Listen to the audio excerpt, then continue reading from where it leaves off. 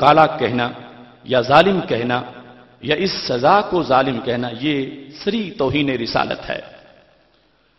یوں سمجھیے کہ اگر کوئی شخص کسی کاغذ پر لکھتا ہے اللہ ایک ہے، دوسرے شخص کو پتا ہو کہ اس کاغذ پہ کیا لکھا ہے، اس کے باوجود وہ کہے کہ میں اس لکھے ہوئے کو نہیں مانتا، یہ تو ایک انسان کا لکھا ہوا ہے، تو یہ کفر ہوگا۔ اگرچہ یہ ٹھیک ہے وہ انسان نے لکھا، مگر حکم تو قرآن کا ہے۔ چنانچہ یہاں یہ تعویل مفید ہی نہیں ہے اور نہ ہی اس کی کوئی گنجائش ہے کہ اس نے ضیاء الحق کے بنائے ہوئے قانون کو کالا قانون کہا۔ یہاں یہ تعویل بھی نہیں ہو سکتی کہ سابق گورنر نے نام لے کر توہین رسالت نہیں کی، کیونکہ یہ طے شدہ بات ہے کہ گورنر کو پتا تھا کہ 295 رسول اللہ صلی اللہ علیہ وسلم کی عزت و ناموس کا قانون ہے، کوئی اور معہود قانون مذاکرہ کلام میں تھا ہی نہیں۔ رسول اللہ صلی اللہ علیہ وسلم کے نالین شریف کی توہین کفر ہے، تو آپ کی عزت و ناموس کے قانون کی توہین کتنا بڑا کفر اور کتنا بڑا جرم ہوگا۔ گورنر نے اسے انسانی قانون کہا، اور جو اس میں گستاخ رسول صلی اللہ علیہ وسلم کی شرعی سزا ہے یعنی سزائے موت، اسے ختم کرانے کا عزم کیا اور اس پر فخر کیا کہ میں اس کے خلاف میں نے آواز اٹھائی ہے۔ اس نے گستاخ رسول صلی اللہ علیہ وسلم کی سزا یعنی سزائے موت کو انسانیت کے خلاف کہا، اور اس کے یہ جملے ریکارڈ میں موجود ہیں، یہ اس کے جملے ہیں جو اس نے کہے، اس لیے اس کو جو سزا دی گئی میں سمجھتا ہوں یہ انسانیت کے خلاف۔ اس سے یہ بالکل واضح ہے کہ سلمان تاثیر 295 کے پروسیجر میں تبدیلی کا ہی حامی نہیں تھا، بلکہ وہ توہین رسالت کے جرم پر سزائے موت کے شرعی حکم کا منکر بھی تھا اور پاکستانی آئین سے اسے ختم کروانا چاہتا تھا، جبکہ اس پر پوری امت کا اتفاق ہے کہ ایسا کرنا بالاتفاق کفر ہے، جس کفر کا اس نے برملا ارتکاب کیا۔ جب اس نے کہا کہ توہین رسالت کے جرم کی قرآن و سنت میں، جب اس سے کہا گیا کہ یہ قرآن و سنت میں سزا ہے اور تم اس گستاخ عورت کو معافی دلوانا چاہتے ہو، تو اس نے جواب میں کہا، یہ اس کے الفاظ ہیں، ہم انسانی طور پر بات کرتے ہیں، ہم اس میں مذہب کو لانا نہیں چاہتے۔ تو اس نے واضح طور پر مذہب کو رد کیا۔ اب مذہب کون کہتا ہے ضیاء الحق کا بنایا ہوا؟ لفظ مذہب کے مقابلے میں اس نے انسانیت کو رکھا اور یہ واضح کیا کہ معاذ اللہ اسلام ایسا دین نہیں کہ جو انسانیت کے حقوق کو پورا کر سکے۔ انسانیت اور چاہتی ہے اور مذہب اور چاہتا ہے، اور ہم ناموس رسالت کے مسئلے پر مذہب کی بات نہیں مانیں گے، معاذ اللہ انسانیت کی بات مانیں گے۔ تو وہ تعویلیں جو لوگ کر رہے ہیں کہ اس نے نواز شریف کے قانون کو ایسا کہا، اس نے وہ ضیاء الحق کے قانون کو ایسا کہا، تو یہ تعویلیں فائدہ نہیں دیتی۔ وہ اپنی زبان سے یہ کہہ چکا ہے کہ میں مذہب کو بیچ میں لانے نہیں چاہتا اور میں مذہب کو سائڈ پہ رکھ کر انسانیت کے نام پر اس کو معاذ اللہ چھڑانا چاہتا ہوں۔ کیونکہ جو پہلی نشست ہے اس میں ہم گورنر کے کلپ پیش کر کے اس پر حوالہ جات پیش کر چکے ہیں تفصیل کے ساتھ۔ یا یہ بات بھی ہمارے پاس ریکارڈ میں موجود ہے کہ جب اس سے پوچھا گیا کہ احمدیوں کے بارے میں تمہاری جماعت حکمران تھی جب قانون پاس ہوا اور قادیانیوں کو غیر مسلم اقلیت قرار دیا گیا، تو اس قانون کے بارے میں تمہارا کیا خیال ہے؟ تو اس نے کہا کہ یہ قانون بھی انسانیت کے خلاف ہے۔ تو ختم نبوت کا جو قطعی اور اجماعی عقیدہ ہے اس کے مقابلے میں بھی اس نے انسانیت کا لفظ استعمال کیا اور کہا کہ یہ غیر مسلم اقلیت قرار دینے کا جو قانون ہے یہ بھی انسانی قانون ہے۔ تو جو بالاجماع مسلمانوں کا عقیدہ ہے ختم نبوت کا، اس کے مقابلے میں اس عقیدے کو وہ انسانیت کے خلاف سمجھتا، اور واضح طور پر اس کے الفاظ موجود ہیں اور وہ ہم تفصیلی بحث میں اس کو پیش بھی کر سکتے ہیں۔ اس واسطے اس فتویٰ کا جو خلاصہ میں آپ کے سامنے پیش کر رہا ہوں، یہاں واضح طور پر اس نے مذہب اسلام کو انسانی حقوق کے لحاظ سے ناقص قرار دیا ہے اور اتنے اہم مسئلے پر مذہب کے مقابلے میں مغربی سوچ کو ترجیح دی جو کہ کفر صریح ہے۔ علماء نے اس پر احتجاج کیا مگر وہ اپنی بات پہ ڈٹا رہا اور معاذ اللہ انہیں جوتے کی نوک پہ رکھنے کا کہا۔ حکومت خاموش تماشائی بنی رہی۔ ایک صوبہ کے سربراہ کی طرف سے مذہب اور اسلام اور ناموس رسالت کے خلاف اتنے بڑے حملوں کے باوجود قانون متحرک نہیں ہوا اور اتنا بڑا حکومتی فرد اپنے قول اور فعل سے آئین پاکستان کی دھجیاں اڑاتا رہا اور کسی نے اسے قانون کے احترام کا احساس نہیں دلایا۔ اس سے عاشقان مصطفیٰ صلی اللہ علیہ وسلم کے جذبات کو ٹھیس پہنچی۔ جو ٹھیس پہنچی اس کا اندازہ نہیں لگایا جا سکتا۔ ستم بالائے ستم یہ ہے کہ سابق گورنر نے آئے دن ہر چینل پر ایسی ہی توہین امیز گفتگو کی، جس کے نتیجہ میں 4 جنوری 2011 کو حکمرانوں کی مجرمانہ خاموشی پر نشہ اقتدار میں مست حکمرانوں کی مجرمانہ خاموشی کو دیکھ کر اس اقتدار میں مست گستاخ کو غازی ممتاز حسین قادری نے خود ہی ٹھکانے لگا دیا۔ غازی ممتاز حسین قادری کے اس فعل کو اس خاص پس منظر میں دیکھنا چاہیے کہ جس طرح کی صورتحال میں اور جن وجوہات اور کیفیات کی بنیاد پر انہوں نے ایسا کیا، یہ ان کا ایک ایمانی تقاضا تھا، اور یہ ایسی صورتحال میں یہ فعل دہشت گردی کے زمرے میں نہیں آتا، بلکہ یہ مخصوص حالات میں امر بالمعروف اور نہی عن المنکر کا ایک باب ہے۔ اس لیے انسداد دہشت گردی کے جج جسٹس پرویز نے بھی فیصلہ سناتے ہوئے غازی ممتاز حسین قادری کے فعل کو اسلام کے مطابق کہا۔ ادھر اسلام دشمن قوتیں ان کو سزا دلوانے پہ تلی ہوئی ہیں، اور غازی ممتاز حسین قادری کی قید میں طوالت غلامان رسول صلی اللہ علیہ وسلم کے لیے پریشانی کا باعث ہے، جبکہ دشمنان رسول صلی اللہ علیہ وسلم کی خوشی کا باعث بنا۔ اس لیے قرآن و سنت کی روشنی میں ہمارا یہ تقاضا ہے، اور قرآن و سنت کے دلائل کا یہ تقاضا ہے کہ انہیں فی الفور رہا کیا جائے، اور اس سلسلہ میں کوئی بیرونی دباؤ قبول نہ کیا جائے۔ یہ اس فتوے کا خلاصہ تھا جو کہ جاری کیا گیا ہے، اور اس میں ایک تفصیلی لسٹ ہے جو میں مفتیان کرام کی آپ کے سامنے پیش کروں گا۔ ایک بار اس بحث کو چھیڑتے ہوئے، شروع کرتے ہوئے، اس کے آغاز میں جو گورنر کے کلپ ہیں وہ میں پھر کہوں گا تاکہ لوگوں کو پتہ چل جائے کہ اس نے کیا کیا کہا تھا۔ نمبر 1،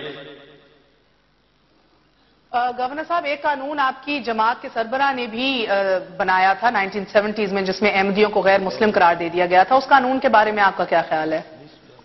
وہ قانون بائی دا وے وہ ساری اسمبلی نے پاس کیا تھا، اور وہ جماعتی بنیادوں پہ نہیں پاس ہوا، اور وہ جو اس وقت ANP ہے انہوں نے بھی اس کو سپورٹ کیا۔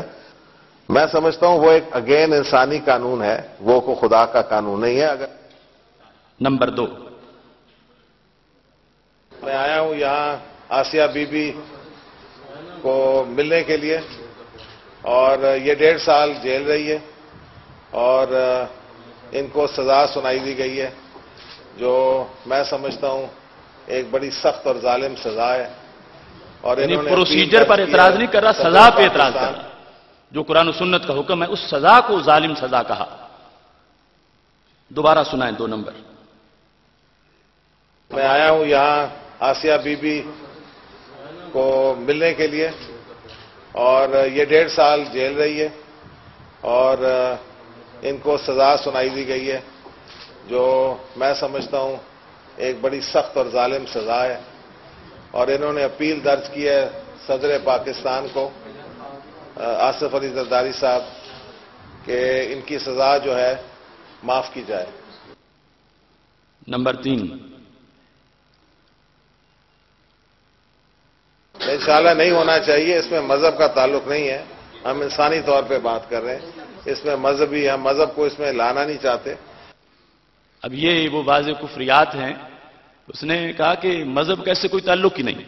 ناموس رسالت کے مسئلے کی جو سزا ہے اس کو کہہ رہا ہے کہ مذہب کا اس سے کوئی تعلق نہیں، اور ہم مذہب کو بیچ میں لانے نہیں چاہتے، اور انسانیت کو اس کے مقابلے میں وہ آگے اپنی طرف سے پیش کر رہا ہے۔ تو یہ اس کے بارے میں تفصیلی بحث جو ہے وہ پہلے ہو چکی ہے، اور مزید انشاءاللہ ابھی دلائل کی روشنی میں اس کو بیان کیا جائے گا۔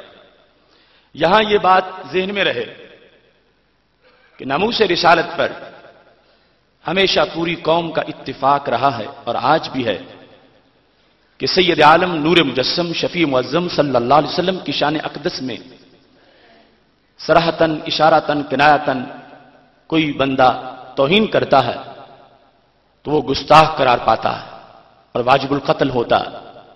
ابھی ہم اس سلسلہ میں احناف کے بالخصوص فقہائے احناف کے دلائل بھی لائیں گے اور جو پوری امت کا اتفاق اور اجماع ہے اس کو بھی سامنے رکھیں گے۔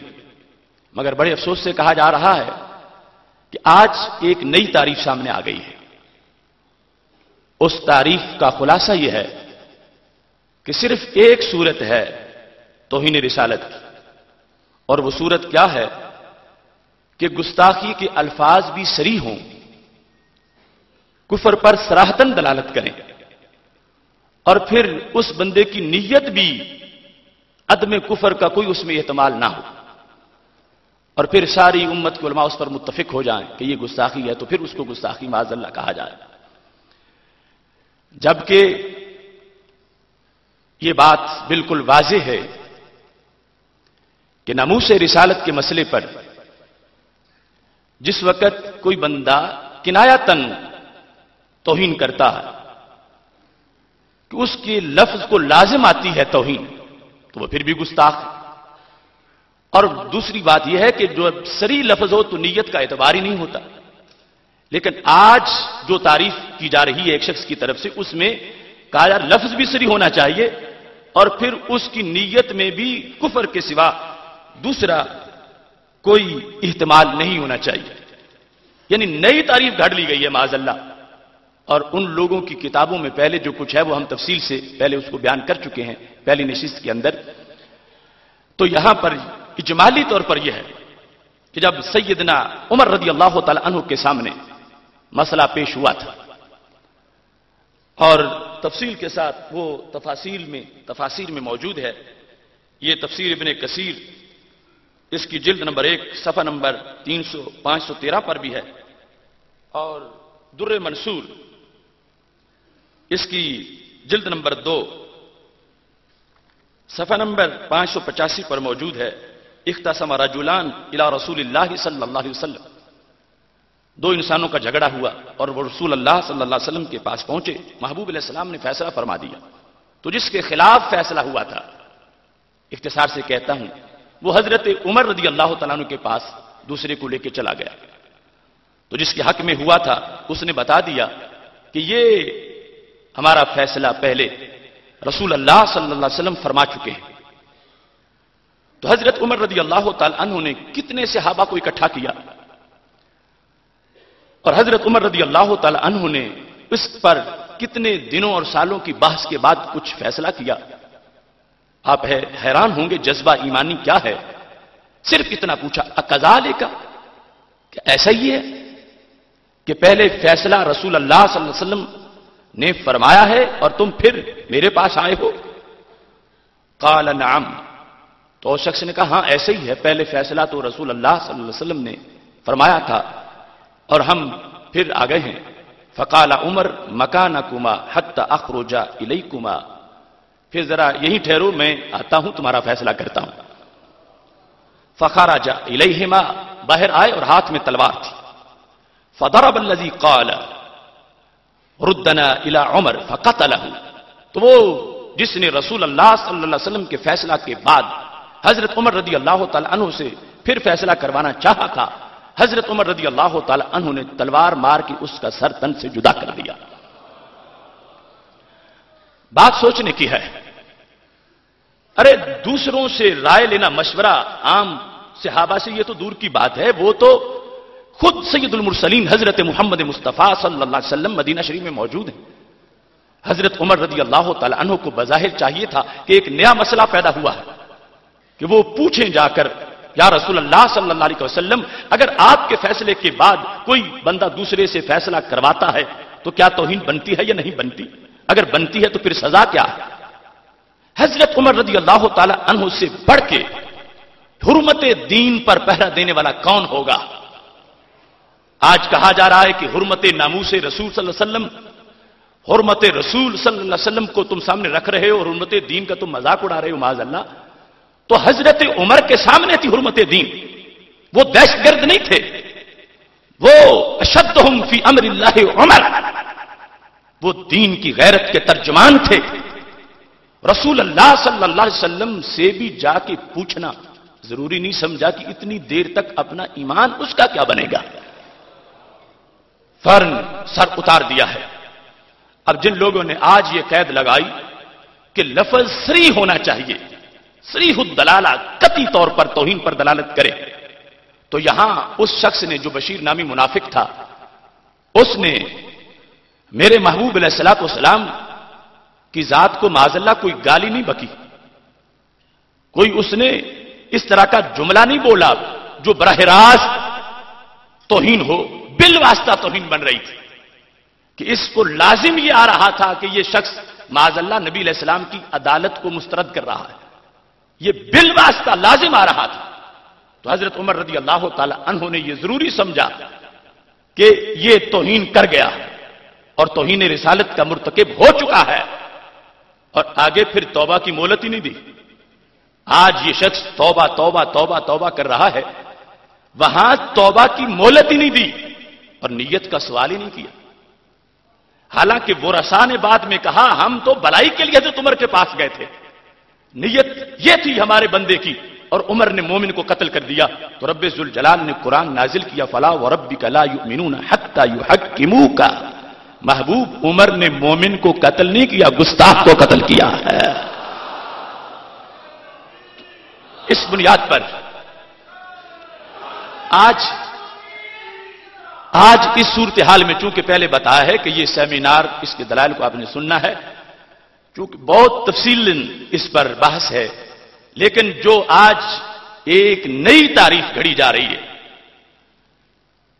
وہ ڈیفینیشن بلاسفیمی کی نئے انداز میں پوری امت کے اجماع کو چھوڑ کر اب حضرت عمر رضی اللہ تعالی عنہ سے زیادہ براڈ مائنڈڈ کون ہو سکتا ہے اور ان سے زیادہ دین سے واقف کون ہو سکتا ہے؟ آج کیا ان لوگوں کے پاس دین اڑ کے آیا ہے یا ان وسائل کے ذریعے سے پہنچا ہے؟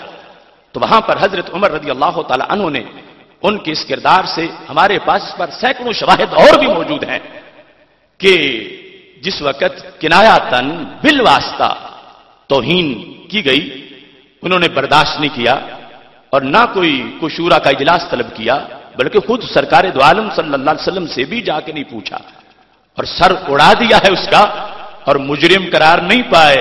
رب کے قرآن نے ان کی حمایت کی ہے. اس بنیاد پر یہاں اس چیز کو ذہن میں رکھنا چاہیے کہ یہ تو چلو پھر بھی الفاظ تھے، یہ قوت القلوب کے اندر ذکر موجود ہے.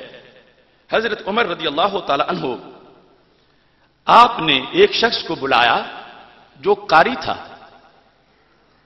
اور عباسہ وتولی کی تلاوت کثرت سے کرتا تھا. یہ جلد نمبر 1 ہے، صفحہ نمبر 197 ہے، اس پر یہ تفصیل سے موجود ہے. روی ان عمر بن الخطاب